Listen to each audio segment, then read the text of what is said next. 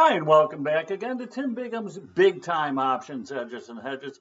Taking a look at our latest trade, a bearish call spread out of the money by a decent amount on the gold miners ETF GDX as a big overbought situation, not only on gold itself, but especially on GDX. Sets up ideally for an out of the money call credit spread. Don't have to be right, just avoid being wrong and taking advantage of inflated implied volatility and a overbought and getting to be overvalued GDX. So let's jump in and take a look, shall we? As we always like to do, we take that fusion approach, combining fundamental, technical, and most importantly, implied volatility analysis to find the edge, put on the hedge, and hopefully make some big time profit. So from a valuation standpoint, here is the GDX, the gold miner ETF. It's the big boys in the gold mining industry. Agnico, Newmont, and Barrick, certainly the three biggest out there. You can see they comprise basically almost a third of the overall ETF. Took a look at their kind of PE ratio over the course of this year. You can see it did get to trough kind of valuations, but has rallied sharply lately, right along with the price of gold.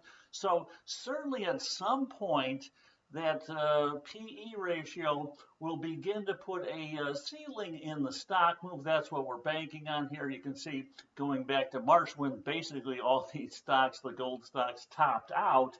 It's getting close to that level, not quite there yet on a valuation perspective. We also like to take a look at technicals, as we said. Here is gold. You can see getting overbought right over 75 on the 9-day RSI. MACD reaching about the highest level we've seen since gold put in that all-time top back here.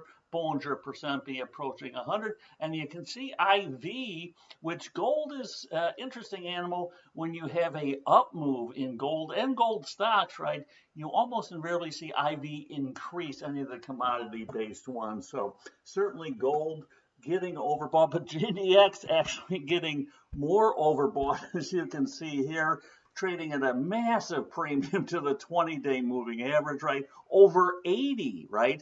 On that 9-day RSI, basically the highest level since GDX topped out here, right?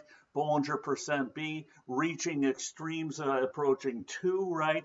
Bollinger percent B basically at 100, right? And you can see IV has actually rallied even more sharply than GLD. And you can see, we'll take a look at IV in a second, right? But the last time IV was this elevated, right, proved to be a top in GDX. And we're also going to be using the 115 strike price for structuring our short call spread, right? Very short term going out to September. But you can see, as far as putting that out there, the 115 level certainly proves to be a fairly meaningful top here, right? That equates basically to that all-time high. We like using that strike price here, right? Tried to move up above it the first attempt, got met with some severe selling here briefly, and I do mean briefly, traded above it. Then you had that big sort of reversal day, hasn't seen the light of day. I think it might provide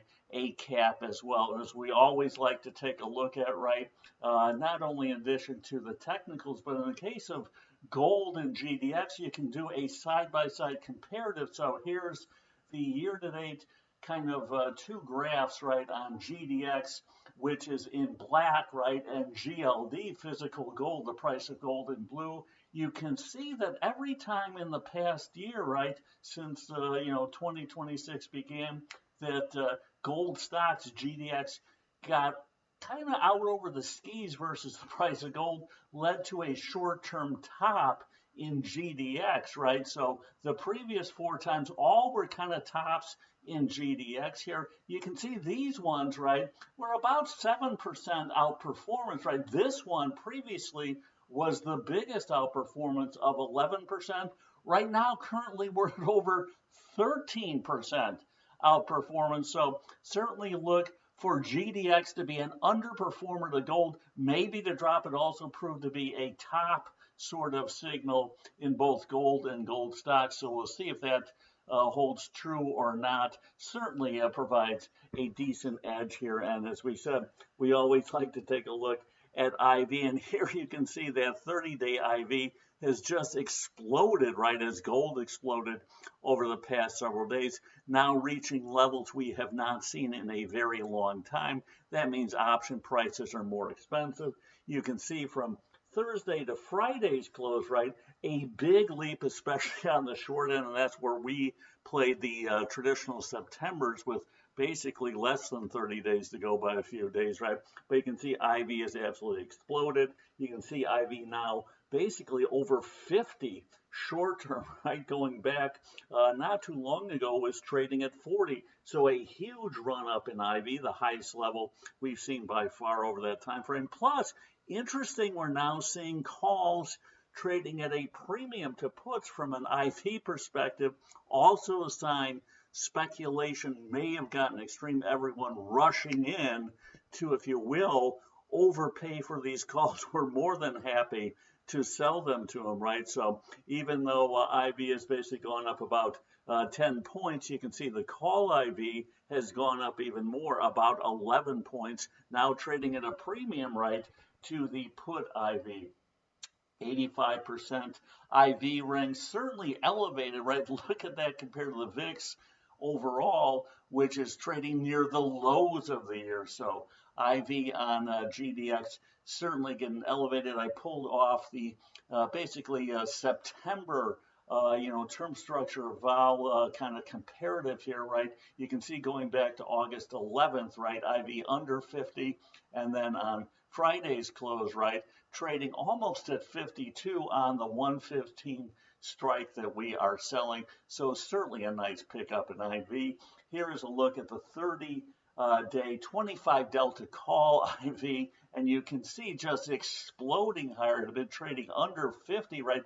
Briefly traded over 50 here. This did mark a top in GDX as well. Certainly looks like it might too, but we're just looking for a pullback, right, on implied volatility and a slowdown in the rally, and that combination will provide certainly a nice way for us to profit on the trade. And speaking of trade, here's the actual trade I did going out on Friday, the September traditional September 18th, selling the 115 call, hedging and defining the risk by buying the 118 call, right? Bringing in 45 cents net credit, getting over a 51 IV generally, right?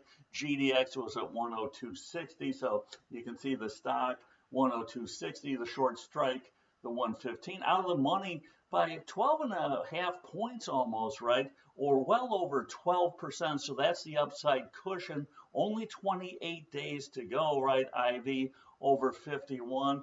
We got 45 cents credit. Our risk is simply the 3-point spread differential less the 45 cents or 255. So our return if GDX closes out of the money, right, is almost 17.5%, give or take. So a very nice return, right, with plenty of upside cushion, all because IV has exploded on an overbought, as we said, certainly getting overextended, not only to the actual stock price, right, but as we said, to the price of gold itself. So we're looking for the rally to slow. And just how much does IV matter, right? If it does revert, I pulled off IV basically where it is now to just a 4-point drop in it. So here is the current spread, right? Trading, as we said, somewhere around, the low 40-cent range, right? You get to somewhere around a 17% return, right? But if IV drops 4 vol points, nothing else changes, right? That spread drops to under 40 cents. Your return drops to well under 15%. So you're able to get basically 2% more return overall, less margin too, right? Because again, the margin you need to have, right, is simply the difference between the 3 points and the credit. So 255, if we got 40 cents for it, we knew 260 tied up. So you need more money, make less money, all because IV has popped here. So that's where you can get that nice edge on implied volatility. And 1.5%, 2% doesn't seem like a ton really, but remember this is for a 30-day trade. If you do that every month, month in and month out, you're looking at about a 20% outperformance just from an IV perspective.